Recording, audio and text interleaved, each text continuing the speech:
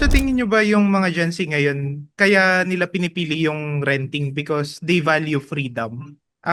Parang owning kasi ng house has become financially out of reach due to this economy. Hindi lang siya owning ng freedom, but also it says a lot about the lifestyle that Gen Z want. Ay napansin ko kasi sa Gen Z, they're really more into experiences, no?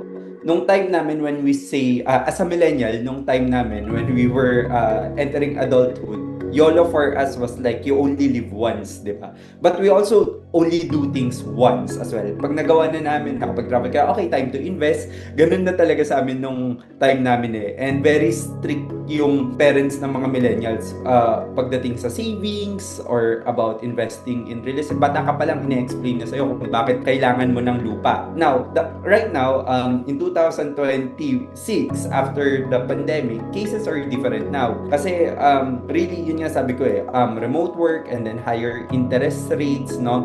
Plus, property prices are a lot more expensive. Kung iisipin ko, when I was 22 or 23 years old, parang half lang ng prices ng property. Kasi for example, ang studio unit when I was 22 years old was 2.4 million. Ngayon, ang studio unit is around 7 million. Eh kung titignan mo yung salary ng millennial noon at saka Gen Z, mga around 25% to 30% ang difference. So kung if you're going to do the math, parang ang nangyari, yung real estate prices ngayon is 3 times higher than during our time, no? So, double to almost triple. Pero yung salary, hindi naman nag-double to almost triple.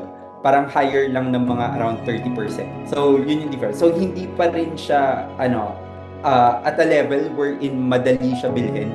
Hindi ka lang, once a Gen Z purchase a real estate property, hindi lang siya mawawalan ng flexibility but also talagang yung sacrifices niya in life just to own the property. Baka hindi na lumalabas or hindi na nagsuspend ng mga recreational activities. Talagang lahat ng money na extra nilalagay na lang sa properties.